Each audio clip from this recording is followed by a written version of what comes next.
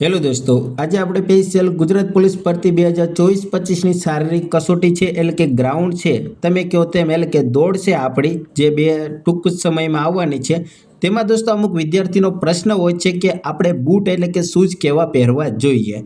તો દોસ્તો આનો સાવ સિમ્પલ જવાબ છે. દોસ્તો મારો જવાબ છે, તમને પછી અનુકૂળ આવે તેવો તમે જવાબ બનાવી શકો છો, પણ મારો જવાબ હું તમને આપું છું કે તમને ગમે તેવા, તમને અનુકૂળ આવવા જોઈએ. પણ દોસ્તો બૂટ એટલું યાદ રાખજો, બૂટ રનિંગના હોવા જોઈએ, બીજા બૂટ ના હોવા જોઈએ. એટલે કે બૂટ અમુક લોફર છે, અમુક બીજા ટાઈપના બૂટ ના હોવા જોઈએ. ટૂંકમાં રનિંગ સિવાયના એકે બૂટ ના હોવા જોઈએ, રનિંગના બૂટ હોવા જોઈએ. તો અમુક દોસ્તોની કમેન્ટ હતી કે દોસ્તો બૂટનું લિસ્ટ આપો. તો દોસ્તો બૂટનું લિસ્ટ ના હોય, ટૂંકમાં બૂટ બધા સારા જ હોય, પણ તોય છતાં તમને જે અમુક મેં ગૂગલમાં સર્ચ મારીને ગૂગલમાં અમુક જે માહિતી મેં અલગ અલગ જગ્યાએથી એકઠી કરી છે, તેમાંથી હું તમને 10 બૂટના નામ સજેસ્ટ કરું છું. દોસ્તો એવું નથી કે 10 જ બૂટ સારા છે, બીજા પણ ઘણા બૂટ સારા છે, પણ આ 10 બૂટ હું જે તમને બતાવીશ તે બૂટ સારા કહેવાય રનિંગ માટે. જે ગૂગલમાં સર્ચ મારો, ક્રોમમાં મારો, ગમે ત્યાંથી તમને માહિતી તમને આ 10 બૂટની મળી શકે છે. અને દોસ્તો બીજી વાત એ કે જે પહેલા નંબરનું જે મેં બૂટ રાખ્યું છે તે સૌથી સારું છે, અને છેલ્લા નંબરનું બૂટ રાખ્યું છે તે સૌથી ખરાબ છે, એવું નથી. 10 બૂટના ટૂંકમાં મેં તમને નામ જણાવશું, તે બધા જ બૂટ સારા છે. આપણે કેવા બૂટ લેવા તે આપણી ઉપર છે. અને દોસ્તો બીજી વાત કે અમુક ગરીબી રેખા હેઠળ દોસ્તો આવતા હોય છે, એટલે કે દોસ્તો જે અમુક માંડ 700 વાળા 500 વાળા બૂટ લઈ શકતા હોય છે, તે પોતપોતાની રીતે બૂટ લે છે. અમુક વિદ્યાર્થી જે સારા એવા ફેમિલીથી આવતા હોય, એટલે કે સારી એવા પૈસાવાળા હોય ટૂંકમાં, એટલે કે એમને દોસ્તો 2700 વાળો 2800 એનાથી ઉપરની કિંમતવાળા પણ બૂટ લેતા હોય છે. પણ દોસ્તો જો એક વાત તમને કહી દઉં, બૂટનું કંઈ જ મહત્વ નથી હોતું રનિંગમાં. એટલે કે બૂટ કેવા લેવો છો એ રનિંગમાં બૂટ જરૂરી છે પહેરવા સ્પોર્ટના, પણ બૂટ તમે કેટલા વાળા પહેર્યા છે ને એ મહત્વનું નથી હોતું. દોસ્તો તમને એક ઉદાહરણ આપું કે જો 700 વાળી જોડી લો અને 1700 વાળી જોડી લો, તેમાં ફેર તો આવે. એક 1700 વાળી જોડી થોડી સ્ટાન્ડર્ડ આવે, 700 વાળી જોડી થોડીક મોરિયા આમ કહી શકાય. પણ 700 વાળી જોડી પણ પહેરવાની છે અને 1700 વાળી પણ પહેરવાની છે. ટૂંકમાં બેયનું કામ એક જ છે, પણ જે 1700 વાળી છે ને, જે 700 વાળી કરતાં થોડી વધુ ટકશે. એટલે દોસ્તો આપણે ટૂંકમાં પહેરવાથી મતલબ છે. અને દોસ્તો બીજી વાત એ કે બૂટનું કાંઈ એટલું બધું રનિંગમાં મહત્વ નથી, તમારી તાકાત ઉપર જાય, તમારું સ્ટેમિના કેવો છે તેની ઉપર જાય છે. દોસ્તો જો બૂટનું મહત્વ હોત ને તો બધા 9-9 હજાર વાળા, 10-10 હજાર વાળા, એનાથી પણ મોટી કિંમતના બૂટ આવે છે, તે લઈને માણસ ગ્રાઉન્ડ પૂરું કરી નાખે. પણ એટલે બૂટનું મહત્વ નથી, પણ બૂટ આ સ્પોર્ટના બૂટ પહેરવા જરૂરી છે રનિંગ માટે.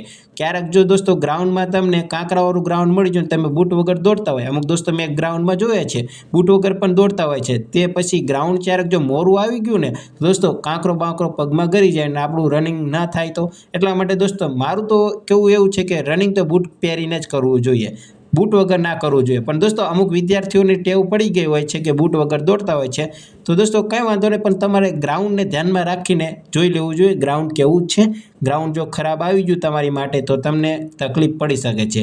એટલે મારા ખ્યાલથી તો હું એવું જ કહેવા માંગીશ કે બૂટ પહેરીને જ રનિંગ કરવું જ જોઈએ. દોસ્તો આ લિસ્ટ આપું છું એની પહેલાં હજી એક વખત હું તમને જણાવી દઉં કે આ લિસ્ટ રહ્યું ને દોસ્તો, તમને ગમવાય તેવા તમે પહેરી શકો છો. આ 10માંથી તમે લેવું પણ ભલે ન પણ લેવો. અને દોસ્તો તમને આ 10 બૂટનું તમને નીચે હું ડિસ્ક્રિપ્શનમાં લિંક આપી દઈશ, તમારે જોવા હોય તો જોઈ શકો છો, લેવા ન લેવા તમારી મરજી છે, પણ તમે જોઈ શકો છો, પ્રાઇસ જોઈ શકો છો, કેવા બૂટ છે તે પણ જોઈ શકો છો. અને દોસ્તો અલગ અલગ બૂટની અલગ અલગ પ્રાઇસ છે, તમારે લેવા ન લેવા તમારી ઉપર છે. અને મેં દોસ્તો તમને આગળ વિડીયોમાં પણ જણાવ્યું, આપણી ઉપર જાય છે કેવા બૂટ છે તે. 300 વાળા બૂટવાળો પણ ગ્રાઉન્ડ પૂરું કરી નાખતો હોય છે, અને 3000 વાળા બૂટ પહેરવાવાળો પણ ગ્રાઉન્ડ પૂરું નથી કરી શકતો હતો. એટલે બૂટનું મહત્વ છે, પણ એટલું બધું પણ મહત્વનું નથી કે તમે ગ્રાઉન્ડ પૂરું કરી દો. બૂટ તમને ગ્રાઉન્ડ પૂરું ના કરાવે, ગ્રાઉન્ડ આપણે પૂરું કરવાનું છે. દોસ્તો આપણે વધારાની બીજી વાત નથી કરવી, તમને બૂટના નામ બતાવી દઉં અને પછી આપણે વિડીયોને પૂરો કરી. દોસ્તો આ રનિંગ માટેના બૂટનું એક લિસ્ટ છે. દોસ્તો આ લિસ્ટ મને ગૂગલમાંથી મળ્યું છે. એટલે દોસ્તો આ જે હાઈ લેવલના બૂટથી આમ તો લિસ્ટ જોવા મને મળે છે. સેગા છે 10મા નંબર, પણ એવું નથી કે સેગા નથી સારા. અને પહેલા નંબરે કલેન્જી છે, તે પણ કલેન્જી ફૂલ સારા છે એવું પણ નથી હોતું. અને દોસ્તો બધાનો મત અલગ અલગ હોય છે. પહેલા નંબર છે કલેન્જી, બીજા નંબરે છે નાઇક, ત્રીજા નંબરે આ તમે ટૂંકમાં દોસ્તો તમે લિસ્ટ જોઈ શકો છો. 8મા નંબર ઉપર એડિડાસ, 9મા ઉપર સ્પાર્ક છે, 10મા ઉપર સેગા. દોસ્તો જો મારે એક સજેસ્ટ કરવો હોય ને બૂટ, તો તમને હું જણાવી શકું. જો મારી પાસે 3 પ્રકારના દોસ્તો છે, હાઈ લેવલના, મિડલ અને સાવ લો.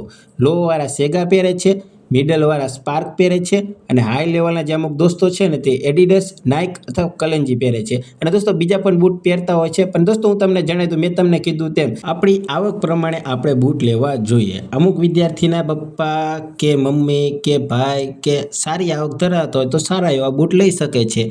અને અમુક વિદ્યાર્થી ટૂંકમાં દોસ્તો તમે સમજી ગયા, અને મેં તમને આગળ જણાવ્યું તેમ આપણી ટૂંકમાં આવક પ્રમાણે બૂટ લેવા જોઈએ. અને દોસ્તો જો તમારી આવક સાવ લો હોય તો તમે સેગા સ્પાર્ક પહેરી શકો છો, અને હાઈ લેવલ હોય તો એડિડસ છે, એસિસના છે, કલંજીના છે, નાઇકના છે, તમે તે લઈ શકો છો.